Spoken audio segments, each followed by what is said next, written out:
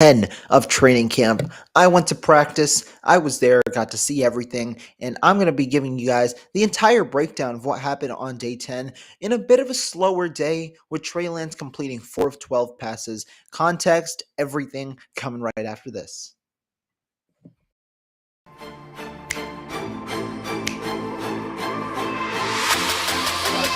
Let's go get him. Let's go get him today, man. Let's go. Hey, dominate on 3. 1, 2, 3, dominate.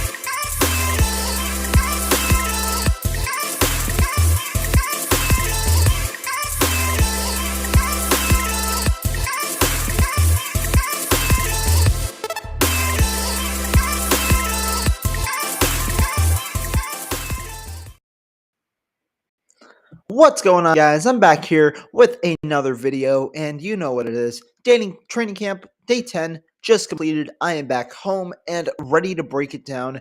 And day 10 was an interesting day, right? When we talk about it, day 9 yesterday on Saturday was a bit of a complete dial up in terms of the amount of intensity, in terms of the amount of plays ran. There was a ton of move the ball periods. There was a ton of regular scrimmage at 11 on 11s, and then there was also a 2-minute drill. Today was not that much. There was some move the ball period, there was some just straight 11 on 11s, and no 2-minute drill. So what I'm going to do is once again break down the 11 on 11s, the entire breakdown, including the move the ball period, tell you exactly why plays went as they went, and provide you context behind the numbers that I had originally tweeted. The 4 of 12 that Trey Lance threw with the drop and the interception, provide you context on every single play of the 11 on 11s. Then I'm going to take all your questions and go through the finishing thoughts on all of the position groups like I've been doing before we end today's stream. So before we start, be sure to hit that like button, be sure to subscribe, and drop your comments and your thoughts in the comment section below. So be sure to do all that, and I'll get to every single comment and answer all your questions today. Before I start, got to give a shout out to Zach. Thank you for tuning in, as well as Monty and Curtis. Thank you all for tuning in over the last couple of days, and let's get right into it. And also, real quick, sorry about that. Be sure to subscribe to the 49ers RedZone podcast. We go live a lot. Me and Marco will be live with a special guest later today where we do a complete in-depth breakdown of Trey Lance and the 49ers as well today at 3:30. So be sure you guys don't miss that. Be sure to subscribe to the 49ers RedZone podcast and download it on Apple Podcasts as well. But moving forward with the 49ers and today's practice, let's start it off. All right. So the first team offense obviously got on first. And before I start, I got to say this. Who was not at practice today? Because today was a huge veteran rest day. Emmanuel Mosley was not there at practice today in the back end. Dre Greenlaw and Azeez Al-Shire both were not at practice today as the linebackers. And then so that meant Deommodore Lenoir got the start, as well as Demetrius Flanagan-Fowles and Oren Burks both got the start as the two linebacker spots. On offense, Mike McGlinchey, Trent Williams, and George Kittle all did not get all had a veteran rest day today. And then on the defensive line, Samson Ebukam had a rest day today. So Justin Skule took the start at left tackle, who hasn't necessarily been that good in training camp. On top of that, at right tackle, Colton McKivitz took that spot. And then at tight end, Tyler Kroft started for the 49ers. Defensively, the 49ers started out with, Nick Bosa was there, but did not play in team drills again, which meant the 49ers started not Samson Ebukam, but Charles Omenihu on the outside, and started Kerry Hyder on the outside. Those were the two outside rushers to begin, and then the 49ers rotated in Jordan Willis as well on the edge. Interior-wise, Javon Kinlaw played today. Played pretty much a majority of the snaps and had a good day. I'll get on him in a little bit when we talk about the 11 on 11s. Kevin Givens was there as well. He was the other starter. So I think that covers pretty much it. The last thing I'll say is Deommodore Lenoir. He also got the start today. First reps with the first team with Emmanuel Mosley out. So you kind of see a bit of the depth chart and who gets called up, who gets like an extra playing time because of these rest days, and who kind of is in favor with the 49ers right now. But enough of that. Let's get into the big part of it, and that is the 49ers and their 11 on 11s. So, starting off, this is not the move the ball period. This is the regular period. Elijah Mitchell took the first carry. He got about 3 yards on the play, 2 to 3 yards on the play, but was met immediately by Demetrius Flanagan-Fowles and Talanoa Hufanga. Elijah Mitchell then took the next carry, went to the left side of the interior, and got 5 yards on the play. Then Trey Lance started off the day hot, completed his first pass to Deebo Samuel. It was zone coverage, and then Talanoa Hufanga had to pick up Deebo Samuel as he was coming out of his break. Lance hit him in stride. Good throw by Lance as Samuel had a step on Hufanga coming out of coverage. 25-yard completion. Then Jeff Wilson Jr. got snaps. The second team came in. Jeff Wilson Jr. got a 2 to 3 yard rush before Trey Sermon had a 4-yard rush before being met by Robert Nikomdiche. So 2 quick runs there to start off with the second unit. Then Tyrion Davis-Price got some carries, getting a 3 to 4 yard rush up the middle, and then he was stopped for a tackle for loss on the next play. It was a linebacker blitz on the play, and Tyrion Davis-Price was stopped in the backfield for a loss. Brock Purdy then came in with third team, and he got his first throw. He hit a 15-yard play to Malik Turner, who ran a good route, and it was an out route, a 15-yard out route on Tariq Castro Fields. A connection there from Brock Purdy to Malik Turner. Deebo Samuel then, the first team offense came back, a lot of runs right to start it off. And then that continued because the 49ers handed it off to Elijah Mitchell, who then gave it to Deebo Samuel on a reverse. Deebo Samuel got his first carry of the training camp training camp session. You know, you heard about it. Wide back Deebo Samuel after signing his contract extension, all the incentives there for rushing. He got his first carry here on a receiver reverse going across the other way. He was only able to get 1 yard. The defense remained disciplined. Some guys there first were Lenore, Hufanga, and George Odom getting there, and Deebo Samuel only got 1 yard on the play. After that, Trey Lance came back with another pass, hit Brandon Ayuk for 25 yards. This was Lance's best pass of the day, in my opinion. Oren Burks was standing over the middle as that linebacker in zone coverage, and Lance was able to float it over Oren Burks with good enough velocity to reach there because there were defenders behind Brandon Ayuk. Lofted it over the leaping Oren Burks and was able to make the play to Brandon Ayuk. A good touch on the throw, 25-yard completion. Then Elijah Mitchell came back, got a 2-yard run up the middle before TDP came in with the with the first team and got a 3-yard rush to the edge. This was a good play, although it only resulted in 3 yards. Davis-Price showcased his acceleration, and Aaron Banks and Jake Brendel both had good blocks on the play, pancaking their respective defensive linemen to get TDP out to the edge. Trey Sermon then came in with the second team, and he got 5 yards up the middle. It was a nice run by Trey Sermon. He showcased his power, something that you don't necessarily see a lot from Trey Sermon, but he showcased his power on the play. Good run by Trey Sermon on the 13th play of scrimmage. Then came in Nate Sudfeld with a throw. He threw an incompletion to Jawan Jennings. There was great coverage on the play by Samuel Womack. Sudfeld tried to sneak it in, but threw it too far wide on the 10-yard route over the middle. And good coverage by Womack. And essentially that good coverage kind of forced the incompletion in a way by Nate Sudfeld. Trey Lance then had a rollout to his left, hitting Troy Fumagalli for a 5-yard throw. This was a good play. It's a 5-yard throw. Fumagalli tipped it up or bobbled it at first, but caught the ball. This is why. First of all, on the play, Aaron Banks was lined up against Javon Kinlaw, had a great rep in pass protection, holding him steady as Lance even rolled out. Then Lance, who initially looked through all of his progressions, rolled out, and instead of trying to force it deep to covered receivers, because coverage was good today, instead of trying to force it deep to cover receivers, Lance took what the defense gave him, which was the 5-yard play right to Troy Fumagalli in front of him, completed the pass, And while the chains weren't being moved because it wasn't moved the ball period, a good read by Trey Lance there for one of his completions. He started the day 3 of 3.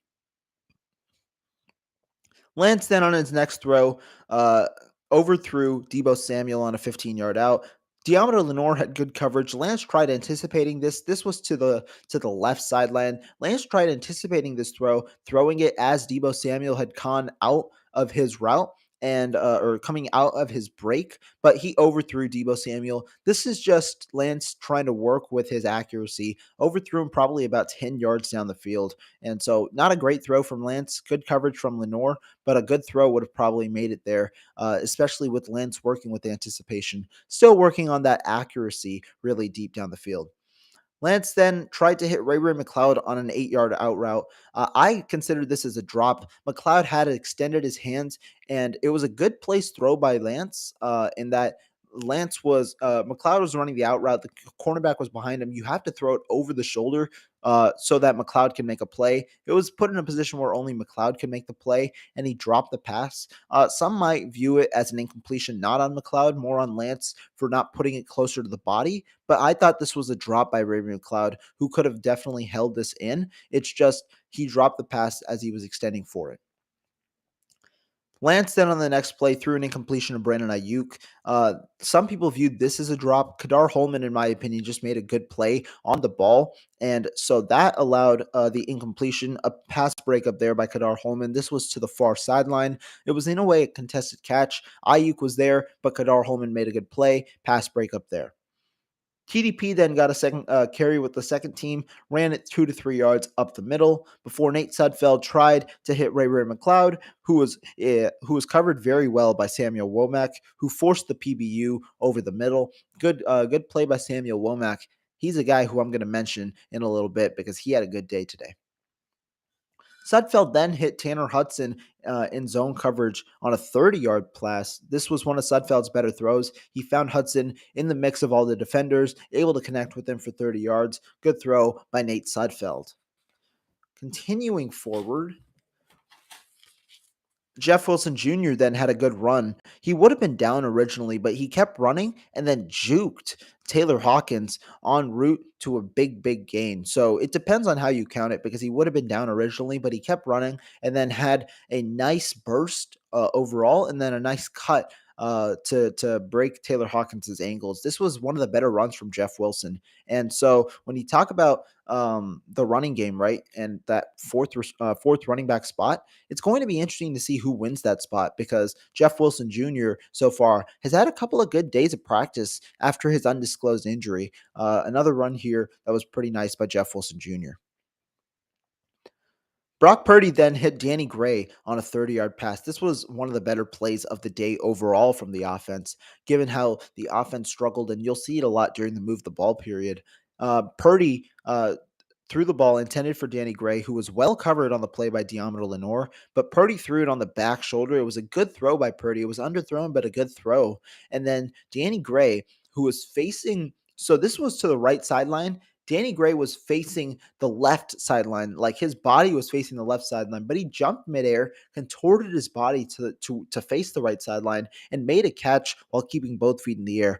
Gray has sometimes struggled to gain separation on plays. However, Gray has been able to make or he was able to make a contested catch here, which is a part of his arsenal that we saw in college. Good catch by Danny Gray, and he had a very good play here. On the play, though, the reason that Purdy had to throw it immediately is because Donovan West got beat by Tomasi Laulil, the backup defensive lineman that the 49ers signed, and so Purdy threw it up. Good play, though, overall, 30-yard completion. On the next play, Trey Lance essentially tried to find receivers down the field, but receivers weren't open. He pump fake once, tried to find another receiver, pump faked again, and then ended up running for 5 yards. On the play, though, Tariq Castro-Fields would have was holding, so a flag was called on that play. However, it likely would have been a coverage sack had the defensive line not given up, given the amount of time that Lance held the ball for. Receivers just didn't get open on this play. Then on the next play, Lance had another overthrow. He tried to hit Troy Fumagalli 30 yards down the field, and Fumagalli probably would have caught it had it been on target, but Lance overthrew him for about 5 yards. A couple of overthrows today for Trey Lance, which has been the norm really this week, especially when he's trying to attempt passes deep. Then on the next play, Trey Lance would have once again, Trey Lance couldn't find receivers open. He was trying to get receivers open, held the ball on for long, got sacked on the play for a coverage sack, and then ended up just extending the play for a 3-yard run. But a norm over these last couple of plays, receivers weren't getting open. Lance tried to hold the ball. He probably should have thrown it away, but given that it doesn't matter right now, I am not too worried about that. I think he will throw it away come game time. He showed it earlier this week that he could. But overall, this was another covered sack on the play. Good job by the defense, specifically the secondary, for keeping with their receivers. Lance then came back, tried to hit Trey Sermon in the flat, but the pass was too high for Sermon. It bounced off his outstretched fingertips. It was good. There was good coverage on the play, but Trey Lance should have hit this pass. This was an incompletion to Sermon in the flat. Nate Sudfeld came in for the final 2 plays of the non-move the ball period. Nate Sudfeld on the first play pump faked and then took off for 15 yards. This wouldn't have been a sack. A good run by Nate Sudfeld, who pump faked, took off for 15 yards, and essentially, if that was real game, he would have gotten the first down. Sudfeld then came back on the final play of the 11-on-11 session, hit Malik Turner on a 7-yard slant. Diameter Lenore was in coverage. Good ball, good catch overall, good offensive play to end the 11-on-11 period. Then came the move the ball period. So the first team offense was on the field first. Remember, move the ball meaning the 49ers are trying to move the chains. First down, second down, third down, fourth down, all in play. On first down, Trey Lance surveyed the field. Remember, the 49ers starting at their like 5-yard line, I think. It's either the 5 or the 10-yard line. So they're in their own end zone to start today's move the ball period.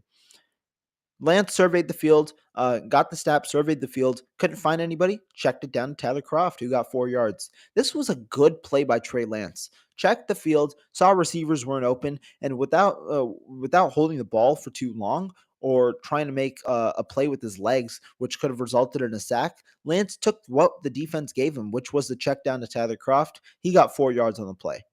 Then, 2nd and 6, Elijah Mitchell got the carry on 2nd down. He got a 3-yard run up the middle, setting up 3rd and short. On 3rd and short, the 49ers ran a route pattern on the right side. Tyler Croft was at the tight end position. Brandon Ayuk was running a slant. This is one of those Shanahan plays, I believe. I didn't see it too clearly, so I can't say with full confidence, but this was a play intended for Brandon Ayuk, who was running a slant route. It seemed like Tyler Croft was unintentionally supposed to set a pick. However, the two miscommunicated as Croft ran into Brandon Ayuk, leaving Charvarius Ward to run the route for Ayuk, who had to slow down because he got hit on the play by Tyler Croft, and the ball was almost intercepted on a slant route from Brandon Ayuk. From Trey Lance, intended for Brandon Ayuk. Ward almost got it. He bobbled it, though, and dropped the interception. On this play, the reason that Lance probably had to get it out sooner than later was because Javon Kinlaw actually bull rushed Daniel Brunskill and got immediately in the backfield. Good rep by Javon Kinlaw on the play. So, the 49ers offense, first time down the field, 3 and out. Now comes the second team offense. Nate Sudfeld on the first play, what does he do? Interception. He threw an interception to Marcelino McCrary Ball, tried to hit a receiver on the outside, underthrew it. McCrary Ball, who was backpedaling in coverage, made a good play on the pass.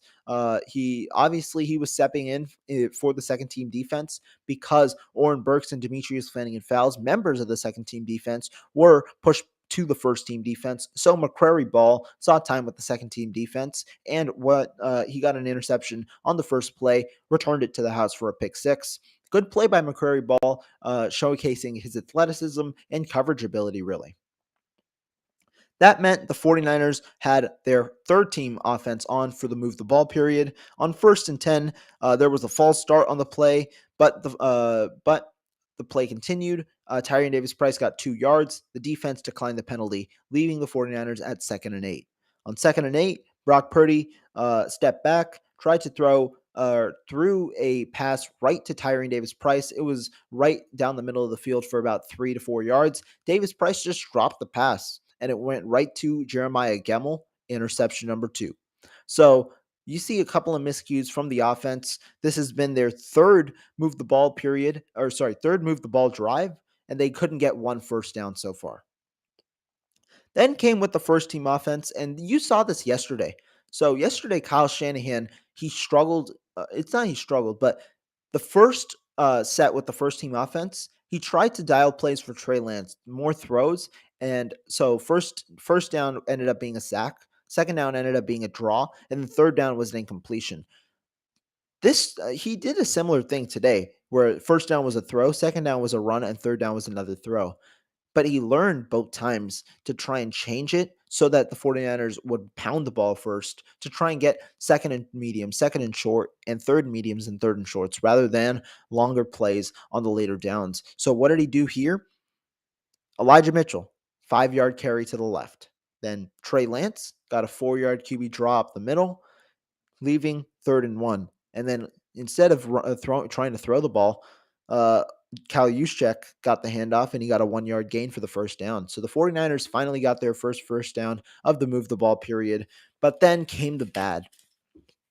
First, Trey Lance tried to hit Brandon Ayuk 25 yards down the field. Ayuk was coming out of a break. Jimmy Ward was the safety way back in coverage. And as Ayuk was coming out of the break, Lance tried to hit him. And Lance tried to hit him. Ayuk went up for the ball, but Jimmy Ward came up and broke up the pass. Great play by Jimmy Ward, contesting Ayuk at the catch point. I thought this pass should have been thrown sooner. Ayuk had been probably 2.5 seconds out of his break already when the pass was thrown and in the air. I thought if he threw it sooner, Lance would have been able to fit the ball to Ayuk a little earlier, which would have allowed the two to connect rather than Jimmy Ward coming in and breaking up the pass. But overall, good play by Jimmy Ward. Jimmy Ward has had 2 straight good days. He's just such a talented safety in the back end where he's able to understand the route patterns. He's able to understand where the ball is going and broke up this pass. Then it's third down, right? It's second down. After the first down completed, this was first down incompletion, meaning it's 2nd and 10. What does Trey Lance do? He throws an interception here to Fred Warner. So Lance on the play stayed in the pocket, then rolled out to his left. And as he was rolling out to his left, he was trying to find a receiver. The field was crowded, and I assume he was looking for Tyler Kroft, who was cutting in to the sideline. However, Tyler Kroft saw that Fred Warner was standing right in the middle of him in the sideline, and Tyler Kroft stopped, assuming that Lance would hit him in that area. But Lance just didn't see Fred Warner the entire play. And so Lance probably anticipated Kroft crossing over and threw the ball straight to Fred Warner for an interception. This was an ugly interception from Trey Lance. This is the 3rd time now, right, in camp that you've seen him miss or throw an interception because he's just missed seeing a defender in a portion of the field. But overall, it's a learning experience, and it's mainly just trying to get that connection, right? Lance and Tyler Kroft haven't played together. They have been on a couple of miscues, right? Tyler Kroft obviously getting the first team snaps. If that was George Kittle, Lance might have just hit George Kittle there and there. But this was Tyler Kroft. You don't know the tendencies of the tight end. But overall, bad play, interception there, and that stalled the 49ers' second drive on the move the ball periods with the first team offense. Really, really struggling day for the 49ers offense overall and move the ball. Then came in the second team offense. Trey Sermon got the first carry. He got a 2-yard run. Then he finished that with a 1-yard run, leaving the 49ers with 3rd and 7 with the second team offense. Nate Sudfeld then hit Ray McCloud for a 40 to 45-yard pass. This was one of the best passes, if not the best pass of the day.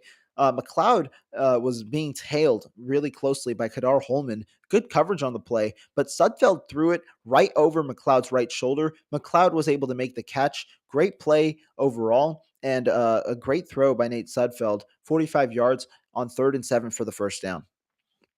Then, JaMychal Hasty on the next play just couldn't find anywhere to go, trying to run it to the outside. Couldn't find anywhere to go. And then as he tried to cut back to the middle, slipped and lost 3 to 4 yards.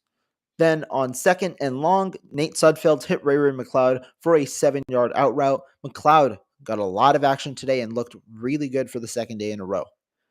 Third and long, Nate Sudfeld hit Danny Gray, but it was for a 6-yard pass, well short of the chains, setting up fourth down. On the play, though, the reason that Nate Sudfeld couldn't look deeper was because Daniel Brunskill, working with the twos on this rep, had another bad snap. That's an issue with Daniel Brunskill. He had a bad snap yesterday with Trey Lance, and now a bad snap today with the second team offense. That's something that Daniel Brunskill really has to work on if he's going to be the starting center for the 49ers. That was another stalled drive by the 49ers. The 49ers had 2 drives on move the ball period on Saturday that were able to reach all the way down the field. Zero on Sunday. Then the third team got back in. On the first play, Brock Purdy was sacked for a loss of 2. This was a coverage sack. Purdy just tried to find somewhere to throw, couldn't, held the ball on too long, and then tried to throw it away, but was sacked first. 2nd and 12 coming up now. Then Tyrion Davis-Price rushed to the outside for 3 yards. It was Davis-Price had good acceleration on the play, but the defense was just there. They overwhelmed. And really, this play and several other plays to the outside, you could notice the missing presence of a guy like Trent Williams and a guy like Mike McGlinchey, because the outside run today just did not you couldn't facilitate overall with the outside run. And so that was a big thing with the running backs, setting up a lot of 3rd and long, 2nd and longs, where it put more pressure on the quarterbacks. I'll talk about that in a minute. Continuing on, so it's 3rd and long now after the sack and the TDP part, or the TDP 3-yard rush. Alfredo Gutierrez on the next play committed a false start, setting up 3rd and 15. And then Brock Purdy overthrew Austin Mack on a deep play. He was trying to hit Austin Mack. Austin Mack was running a post corner route, and Purdy just overthrew him for 15 yards. It was an ugly throw, and that ended practice. So overall, not really a good day at all by the offense. Lance finished 4 of 12, had a drop pass, had the interception. There's the context behind every throw. I'm going to overall break down his performance and if it was really a truly bad performance or not. And then I'm going to answer all your questions, and let's get right into it. So, again, like I said, in move the ball period, the 49ers offense really struggled. They are missing their top 2 tackles. They were missing George Kittle, who Trey Lance has consistently relied upon. And so it was a shorter practice, no 2-minute drill either. And now with that said, let me get to all of your questions before moving on with the position by position breakdowns. So starting off, 49ers Throwback asks, where's Marco? We are doing an actual, in a later episode today, 4 p.m., 49ers Red Zone episode. Me and Marco are getting a special guest that you guys are definitely going to like for our episode today. He is actually driving on his way back home. Shylock Swindlefolk asks, how did Trey do? So Trey was inconsistent today. Obviously 4 of 12, 1 drop, 1 interception, as I said, but those are numbers.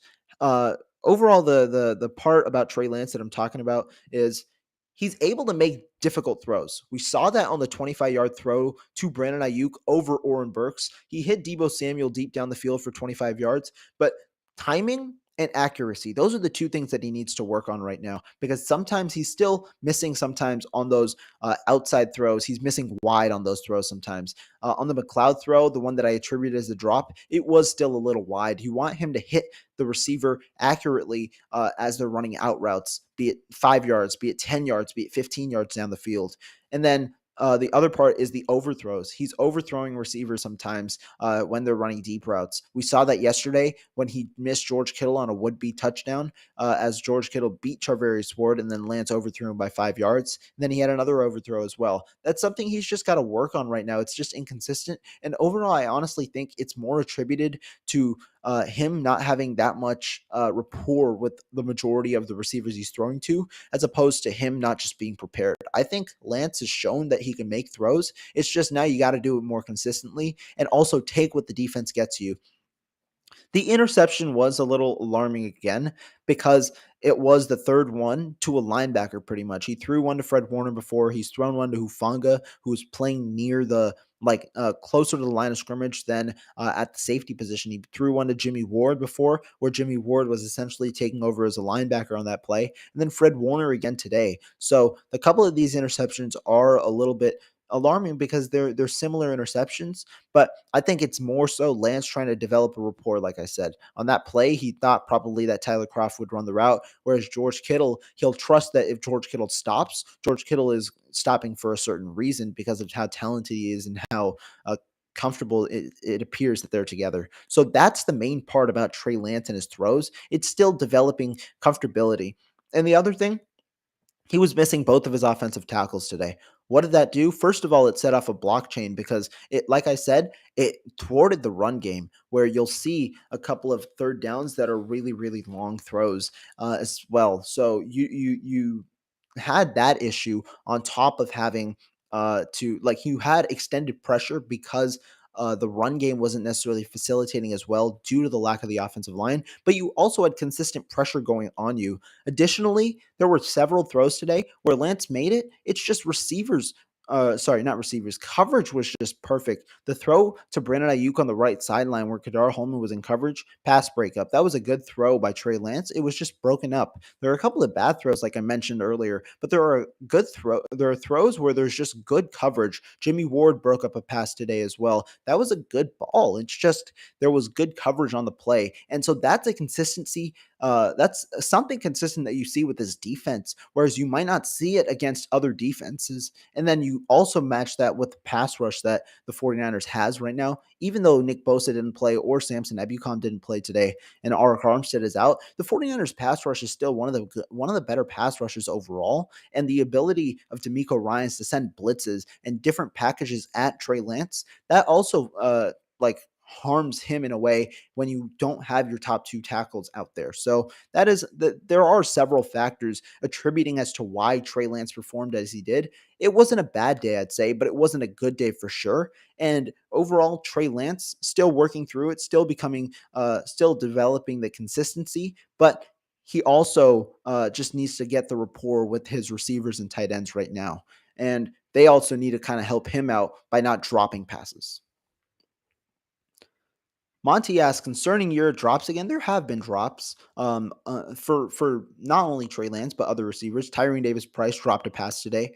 I think the running backs right now, there isn't really a consistent receiver. Apart from Jeff Wilson Jr. and Jordan Mason, the other guys have all had a drop at least during training camp, be it on one-on-ones, be it on easy passes. Another one today, Tyrone Davis-Price, the ball just flew out of his hands for an interception. Hopefully this isn't the case because there have been receivers with drop issues. Juwan Jennings has had a couple of drops in training camp so far. He's the one with the most drops. I know that Deebo Samuel has had a drop before in training camp on a deep route. So there have been a couple of drops. We hope, though, that the 49ers in that situation kind of gets handled when regular season and when preseason comes.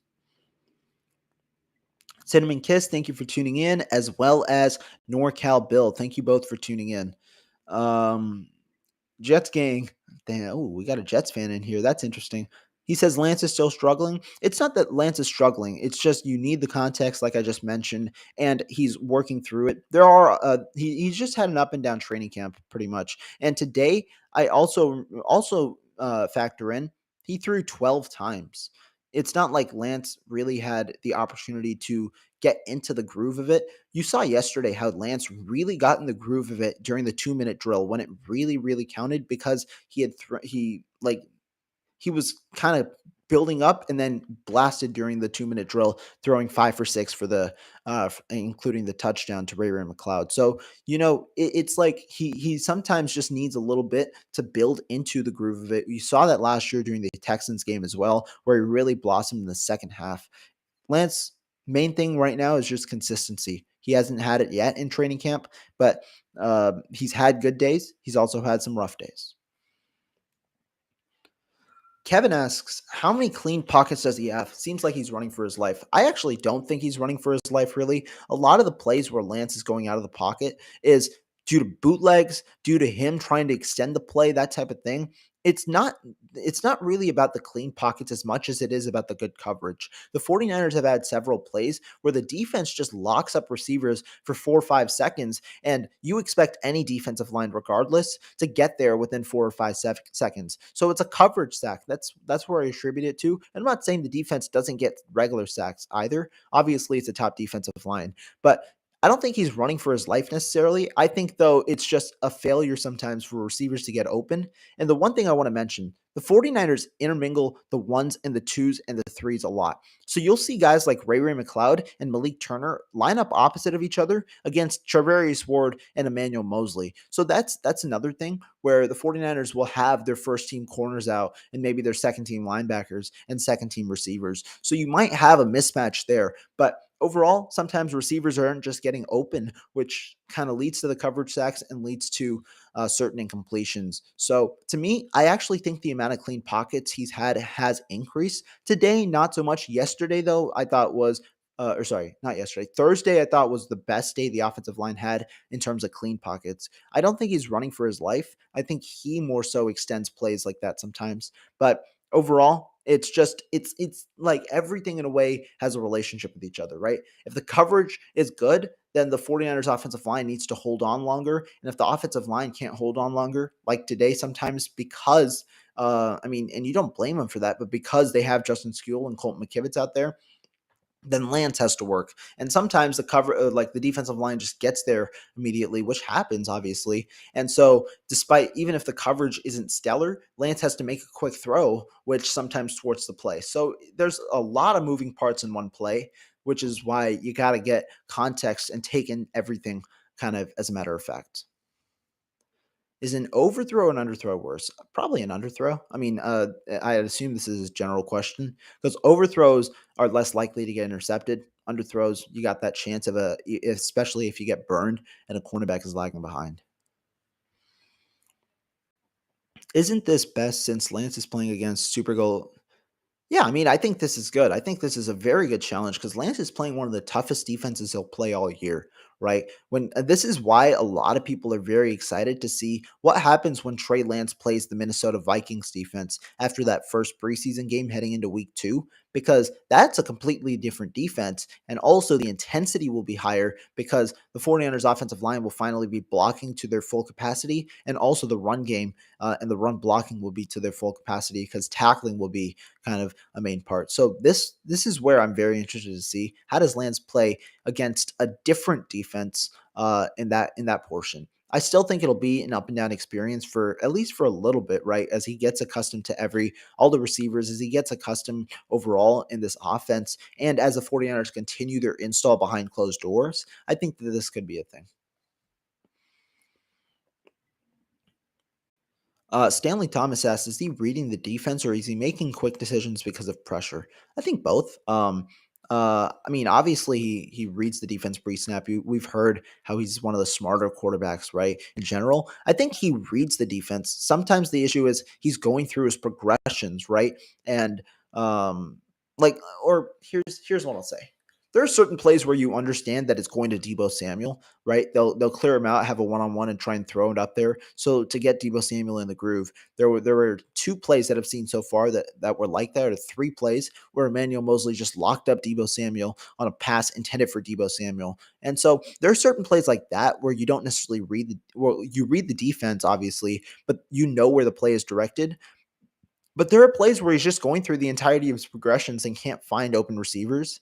And obviously, I think he still has to get a little more into the groove of taking the check down or taking the easier throw rather than trying to push downfield a good amount, because that leads to plays being extended. That leads to the coverage stacks and things like that. So once he finds that first open read, I think he should honestly, he just has to develop more of a pattern of taking it, which again, remember, move the ball period is more important than the regular. In the regular part, it doesn't matter, right? If you take a sack as much because you're not losing yardage or anything like that. It's not a real game situation. That's why I'm interested to see preseason.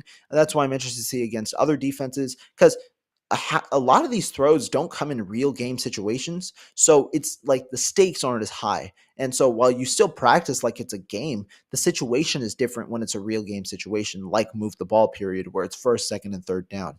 So I think it's that. But I also think the second part can be true as well. I think both can be true because pressure does get there at times. I mentioned on third down of the first move the ball session, where it was 3rd and 3 near the 49ers 10-yard line, and Javon Kinlaw just burst through. And because of the pressure, Lance had to fire that throw probably a second or two earlier than he could have. And kind of when you have to fire the throw and make a quick decision, that's where the rapport really matters, because you have to trust that your receiver is going to be in the position that you throw the ball to, which you've practiced, but you might not necessarily see on the field. But because of the quick pressure, you kind of got to throw it like that. And so that's where the rapport matters, because you got to know where receivers are going to be so that you can throw the ball there without having to necessarily take that extra second to process where that ball is going to be placed and things like that. TC49er, thank you for the subscription. Matthew Mears asks, how is Sermon doing?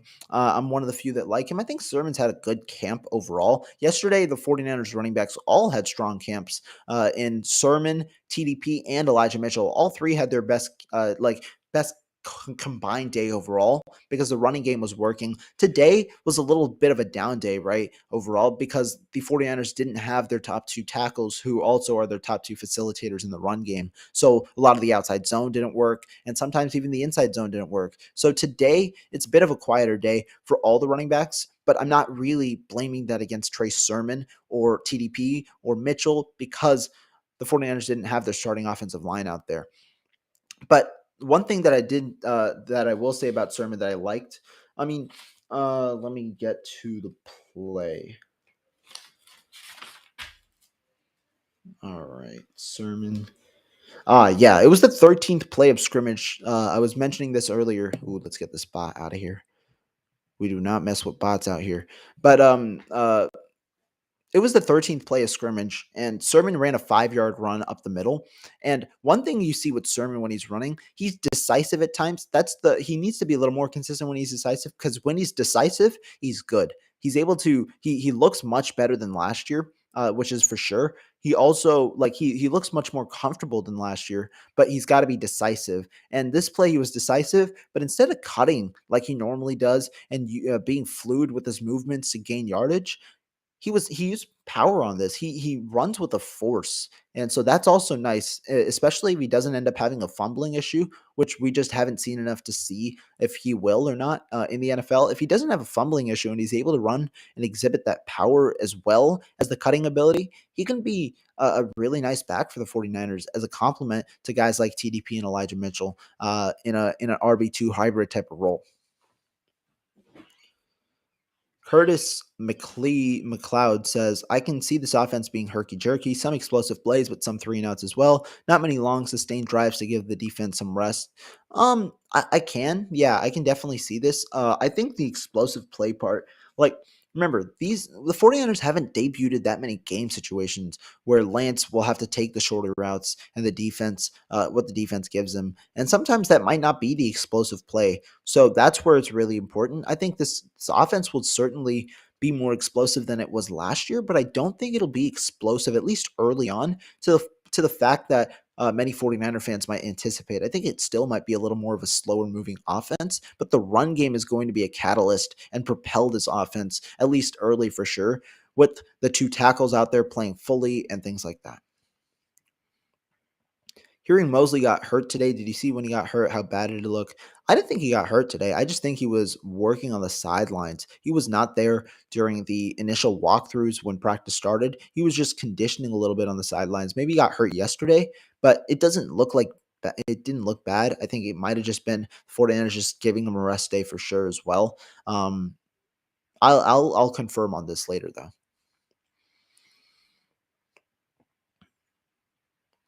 More worried about short arm Jimmy instead of big play Trey.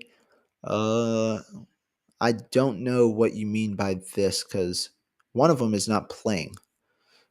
But Emiliano asks, mistakes would happen or Lance would just throw the ball away. Yeah, this is something that, like, like I'm saying, game situations are something that we've yet to fully see. Because also realize Lance throws 12 times in this exercise, right? And those 12 throws aren't like coming back and back and back and forth. He gets rest after 4 plays or after 4 throws because they rotate in the offense. Lance is now going to be a lot more consistent, be able to get in a groove offensively when he plays in real game situations, which is why I think it matters. Stanley Thomas, thank you for your kind words, sir. Uh, Sacktown Izzy, thank you for joining in. Trey Lance season, you know how it'd be. And then Matthew Mears, let's see. Says you need to use cutting moves once in a while. You can't just power all the time in the NFL. Linebackers and safeties not getting ran over. Good to hear. He is learning to use power and cutting. I think this is talking about Sermon. And yeah, it is good to hear. I think if he can truly be consistent, it'll be a good job for the offense because they'll have somebody else to bounce off of as well. All right. So I think I answered all of your questions so far. If you have any other questions, be sure to drop them in the chat. But I'm going to go through the position by position breakdowns of the day. Let me get a swig of water, and then we will get started with the position by position breakdowns. You guys can drop your questions. I'll tell you guys who stood out, who is still working a little bit, or who's still being a little more inconsistent, and how day 10 overall went before we get up on out of here. And guys, as I mentioned earlier, for all of you, thank you for tuning in so much. Be sure to subscribe to the channel and subscribe to the 49ers Red Zone podcast. You guys can search it up on YouTube and subscribe to that channel as well. Me and my guy, Marco Martinez, my co-host, will be going live later today with a very special guest, someone who's also been at training camp every single day. And we are going to be discussing overall just today, but also not just today, but overall the vibe of training camp and how Trey and how everybody has performed. All right, let's go ahead and let's start with the quarterbacks.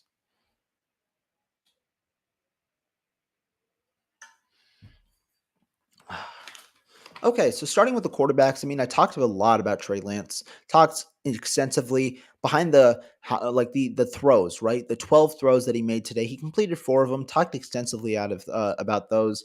Sudfeld had a bit of a slower day today. He had 13 of 18 passing yesterday, and I believe 14 to 16 the day before. So Sudfeld has had a couple of good days. Had a bit of a slower day today. He wasn't able to really move the offense as well. But again, I attribute a good amount of the offense stalling to the run game not being able to facilitate as normally as it did. Because one thing that we've seen, especially in the play calling, when the 49ers are moving the ball well, they started off with a series of runs that starts the pace for the 49ers, because when you have 3 straight runs up the gut for 5 yards each, the defense is more alert, trying to stop the run, which helps you go ahead and try and complete the passing, or trying to start the passing attack up, because the defense is more focused towards getting the run open. And where do the 49ers excel?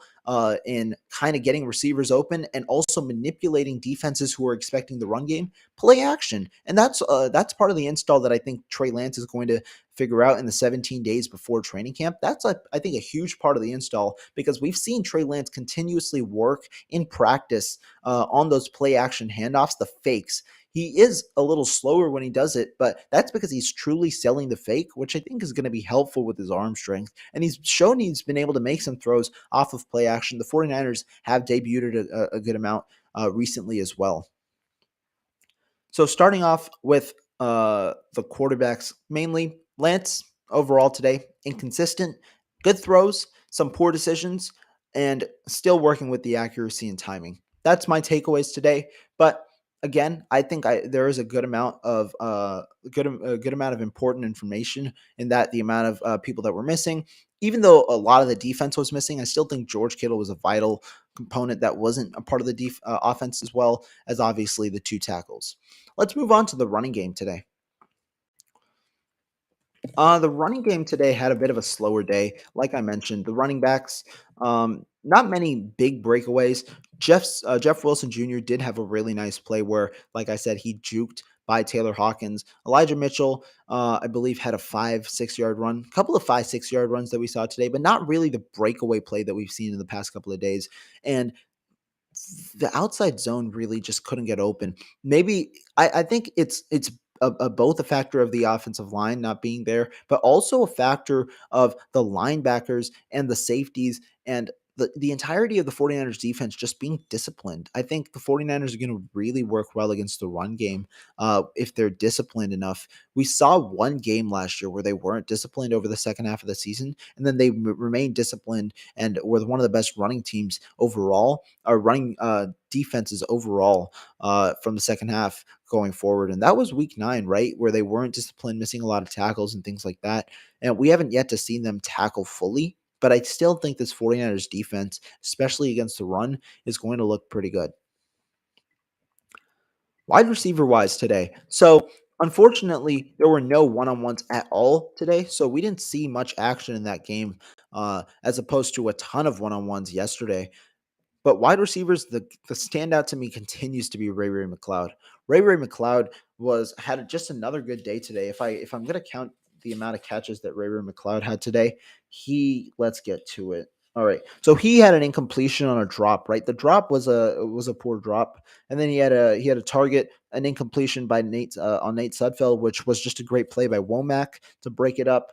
But then there was, what am I missing? The 40 to 45-yard catch. That was a really good play by Ray McCloud. And overall, and then the 7 out as well. So he had 4 targets, I believe. Wow, 4 targets on the day. He had 5 targets yesterday. McCloud has been a factor in this offense, especially against the backups. And while he did have that one drop pass, McCloud, with the first team offense, McCloud should see some more time with the first team offense, especially when they get into their 3 receiver sets, because McCloud has worked really well and he's shifty enough where he can shake away from slot cornerbacks despite being a smaller guy. He's shown ability to catch tough passes, meaning in the air, because he's that type of athlete. He's been able to make some nice catches, and overall, he's just a good route runner, and he's able to get open in space. And so, to me, I think Ray McCloud has still been the second most consistent receiver for the 49ers this year. Jawan Jennings was not a guy really seen in much action today, and so Ray McCloud instead had a good day, and with the second team offense primarily, but still, I think he's going to get some more action than people realize. He has had a strong start to camp after a strong mini camp and continues to be reliable. Because there were no one-on-ones, we could not see big play Tay Martin, unfortunately, with his release package. So we didn't see much from there. But Malik Turner continues to be receiver number 6 for the 49ers. And what the 49ers do is they try and rotate their top 6 receivers in with the first team. So Malik Turner has seen snaps with the first team. He was opposite of Brandon Ayuk on a couple of plays. And Turner continues to just be fairly reliable. He had one drop yesterday. But overall, Malik Turner looks currently like receiver number 6. And I said this yesterday, and I still think it's true. He might be the better deep threat of him and Danny Gray right now. Gray has continuously been inconsistent with not only with his releases but also with his route running. He had a great catch today, and I'll get to him in a minute. But Malik Turner was he continues to win on several routes, and he was locked up once by Samuel Womack, I believe, in the slot. But Malik Turner overall, he's been one of the better players in 49ers training camp. And I think that if the 49ers do carry 6 receivers, he's the favorite right now to make the roster. He had 245 yards on 15 catches back in 2019 with Seattle. He also has special teams experience. 39% of the special team snaps in Seattle that year, 49% in Dallas the year after, and 59% this last year in 2021 in Dallas. And what's the one correlation with Malik Turner and the 49ers? Special teams coordinator Brian Schneider worked with Malik Turner during those 2019 and 2020 years in Seattle, where Malik Turner had also been seen as a receiver. So it's a good fit overall. I think that this could happen more so or more likely than not. And it's truly dependent on if the 49ers want to carry 6 receivers or not. Because if they don't, Malik Turner might be a cut just because there are 5, in a way, locks on the roster based on draft status or based on production and things like that. But Turner, he'd be the surefire candidate at the moment for receiver 6 with Tay Martin looking out on the way in. The other guy, Danny Gray. So Danny Gray, he's been inconsistent during camp.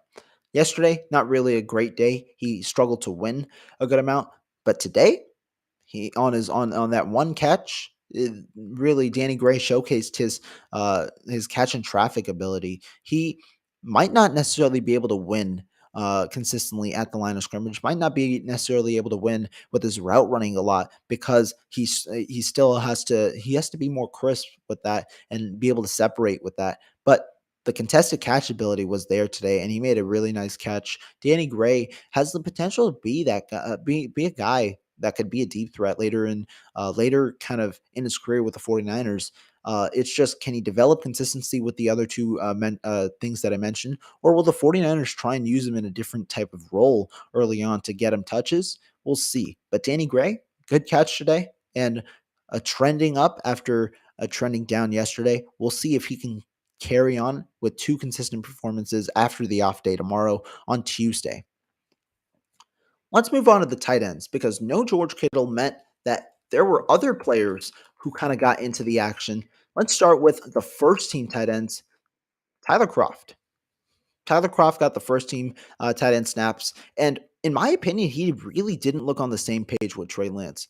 There was, oh man, these bots. Let's get this bot out of here. All right, cool. But Tyler Croft didn't really look on the same page with Trey Lance. He had one catch today. That was the 4-yard catch in the flat on the first play of the move the ball period from Trey Lance. But he also had a play where it was a miscommunication on the interception of Fred Warner, where they didn't seem on the same page. And then he also on the trying to pick play on 3rd and 3 in the move the ball period on the pass almost intercepted by Travarius Ward intended for Brandon Ayuk. He didn't set a pick on the defender. Instead, he set a pick on his own player running into Brandon Ayuk. So not a great day necessarily for Tyler Croft, who got first team snaps. But the other guy who got first team snaps and who's been somewhat consistent over the last couple of days with some catches, Troy Fumagalli. Troy Fumagalli actually he's looking pretty good. And a lot of people didn't really think that Troy Fumagalli would be a guy to make the roster this year. They thought he was more of a camp body. But honestly, Troy Fumagalli is putting himself at least a strong case to do so. I think he used to be in Denver, if I'm not mistaken. But Fumagalli had another catch today, a 5-yard catch where he bobbled it at first, but still made the catch overall. A good play by Troy Fumagalli on that play. So good job by him, and overall, yeah, looking good at the tight end position there. There's still a bit of inconsistency. Tanner Hudson had a 30-yard catch, and the inconsistency is who's really going to break out as tight end too. Can some of these guys have multiple performances where they're doing well? But right now, the standout to me from today at least was Fumagalli, but also Hudson, who worked with the third team on that 30-yard catch, or sorry, the second team with the 30-yard catch, but appears a little lower on the depth chart. The 49ers are rotating these tight ends in. Tanner Hudson on the last George Kittle day, off day, got the first team snaps. He was working with the second team today, while Fumagalli got first team snaps alongside Tyler Croft. So I think these guys, the 49ers, are just trying to see who can they really get the most out of, who can they rotate in, and who will fit their system. I think that training camp won't really solve that answer. I think it's more so going to be preseason. Offensive line wise, I think I spoke a good amount on the outside guys. Let me speak real quick on the inside guys. Daniel Brunskill continues to have snap issues when we talk about Daniel Brunskill. Daniel Brunskill, one sec. Daniel Brunskill today had a snap that was low to the second team string or second team quarterback. That was Nate Sudfeld. Had a low snap over there, and that was an issue with Brunskill. Right yesterday, he had a botched snap on the second play of scrimmage, and so I'm hoping Brunskill can really get that done, but or kind of get that down, because then it'll be an actual center competition. But if Brunskill can't snap, you can't have him play center. And so Jake Brendel, at least in my opinion, had a better day today, not only with snapping, but also with protection. He had a pancake on a play, while Brunskill, he gave up a pressure, a big pressure to, I believe it was Javon Kinlaw that I mentioned earlier, gave up a pressure to Javon Kinlaw on a throw that forced Lance to react quickly and almost throw the interception to Travarius Ward on that pick play I was just mentioning. So a lot of different things there, a lot of different moving parts. Not a great day for Brunskill. Brindle got had a better day, and we'll probably see musical chairs again. I forget where we are in the musical chairs with Brendel and Brunskill, but one started today, one started yesterday, the other one is probably going to start on Tuesday. We'll see if the 49ers, with the last 2 days of practice, kind of get consistency at center. But my opinion, probably not. We'll see more consistency during the closed practices that people can't see. And then in the preseason, we'll see who kind of separates themselves. But right now, I think Jake Brendel had a better day today. And interior wise, Aaron Banks, Spencer Burford, I didn't think today was too rough from either of them. Obviously, you don't take too much from it, given that they weren't playing with the tackles, and also they didn't have one-on-one reps today, so that's another thing. But Aaron Banks had a good rep against Javon Kinlaw that I saw, allowing Trey Lance to kind of move away from the pocket and try and make a throw, which he did to Troy Fumagalli. That's a good sign, but overall, not too much to take away from the offensive line today, given the lack of the two starters and the center woos as well. All right. Moving on real quick to the defensive side of the ball. Let's go to the defensive line first. And I'm going to really just talk about the rotations, right? Because there are some things that are important, but no Nick Bosa in team drills after he was in uniform. He was practicing in walkthroughs and everything, but no Nick Bosa in team drills. He didn't play in scrimmage today. And so who started? It was Charles O'Menahue on the outside alongside Kerry Hyder. Both of them got starts. I haven't seen too much, honestly, from Kerry Hyder yet in scrimmage, but he continues to get first team snaps. So Kerry Hyder might be one of the favorites to make the roster on the back end, just given the depth chart, because he continues to get first and second team snaps. The rotations, O'Menahue and Hyder got the outside starts first. Givens and Kinlaw got the inside starts, and Kinlaw looked really good. He moves really well right now, and so Kinlaw continues to look good. Obviously, refinement in pass rushing is going to be needed, but the ability for him to just play almost all the first team snaps, if not all the first team snaps, that's a good sign for the 49ers, especially because he's the guy who they haven't necessarily given as many like off days, right? They try and ramp him up. McGlinchey has been limited a little bit, but Kinlaw hasn't necessarily seemed that he hasn't necessarily seemed really limited on the days he's playing. They're still taking it easy. They gave Kinlaw a rest day twice so far after both of their rest days. So I don't know if we see Kinlaw on Tuesday because he's gotten a rest day after each of the 49ers rest days, but we'll see. Kinlaw looked fine today. That was a good sign. And O'Menahue also got the start, showcasing what the 49ers think of him.